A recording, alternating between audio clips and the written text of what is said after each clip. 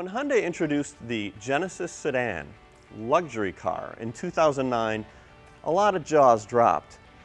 Our jaw dropped enough at Cars.com that we gave this car our first Best of award, Best Car of 2009. Now it has been redesigned for the first time since then for the 2015 model year. Where exactly are our jaws now? The new design, including of course an exterior restyling, is kind of dominated by this new grille.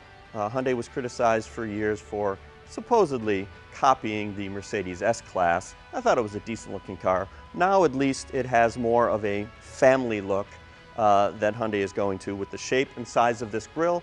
You'll see a similar look in the new Sonata, which followed this one to market by just a few months. As for the rear end, the LED taillights look really good at night, but aside from that, the rear end is a little bit uninspired, kind of blah. Now technically, the interior of the Genesis, even though it competes with cars that are arguably midsize, is full size. The wheelbase, which is the measurement from the front to the rear wheels, has increased 3 inches for the 2015 model year, and in that dimension, that's actually a lot.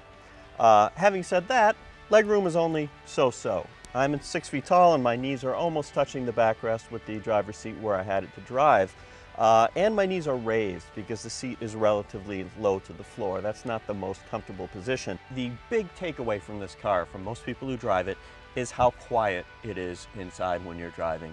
The car is much more rigid than it used to be, lots more noise treatments, and you really experience it. It makes for a very low fatigue experience, even on a long drive.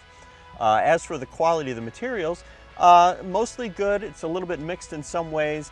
The hood over the gauges here is like a soft upholstered look, and then the rest of the dash is more of the average plastic, soft plastic, which seems a little bit odd.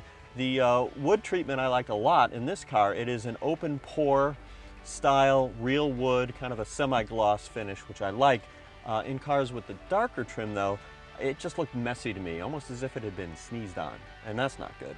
I also really like the quality of the gauges. When you get in the car, it's completely blacked out. You turn the car on and they kind of come to life. They're nice and bright and kind of rich looking. On the other hand, all the buttons to the left here look like they're from a less expensive car, especially when the backlighting is on. They have a kind of a blue backlighting that just doesn't look right to me. Overall, when you compare this car to a lot of the other cars that are its stated competitors, like the BMWs, the Mercedes, the Cadillacs, there's a lot more value here, as you might expect from a Hyundai. Just one example, leather upholstery is standard, whereas at least 2 of those, the BMW 5 Series and the Cadillac CTS, start with imitation leather. One of the absolute high points in the Genesis is the multimedia options.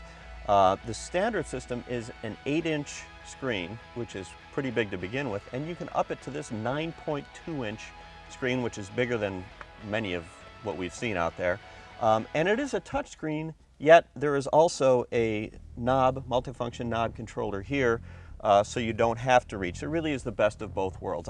It's full of features. Aside from the navigation, you've got Sirius XM data, which is a subscription service, and the new generation of BlueLink, that's their telematics system, which lets you do things like send a destination to your car using Google. You get vehicle diagnostics, all this stuff in addition to the basics like automatic crash notification if you have an accident and stuff like that.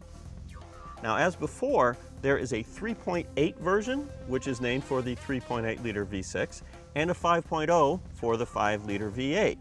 Now, even though the V6 has 311 horsepower and the V8 has 420, I feel like of the two, the V6 is the better car among its competitors. Like if you compare the 5.0 Genesis to V8 versions of Mercedes and BMW, etc., not quite as good. This one, on the other hand, even with the added weight of all-wheel drive, which is new for 2015, is nice and quick, sounds good when you accelerate, generally a good driving experience. Both of them handle reasonably well, but I wouldn't call this a sport sedan. They also ride well, definitely better in the 5.0 with the adaptive suspension, which is an option on that one, not available on the 3.8. Now, there are a couple of pros and cons to the trunk of the Genesis sedan.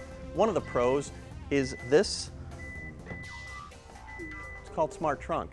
It's an option. It opens the trunk if you come around with the remote control in your pocket. You don't have to do any of that sweeping of your foot like you do in some cars, which is harder to do when you got your arms full. The other good thing is that the trunk is more than 15 cubic feet, which is higher than the competitors from Germany in this class. On the downside though, the back seat does not fold flat to extend the cargo space inside. The BMW 5 Series and the Cadillac CTS do offer that feature. Another big plus to the Genesis sedan is that the Insurance Institute for Highway Safety has named it a Top Safety Pick Plus. That is their highest rating for all crash tests and superior performance in forward collision warning and automated braking. That's an optional feature. So there's a lot to like here. No doubt it will cause some drop jaws, especially among people that have never gotten into a Genesis before. Unfortunately, there is a certain amount of value that's assigned to a luxury brand name, and that's why a lot of companies have their own luxury brand, like Toyota has Lexus, for example. If you're looking at the car itself, you can get a really good luxury car at a discount price in the Genesis.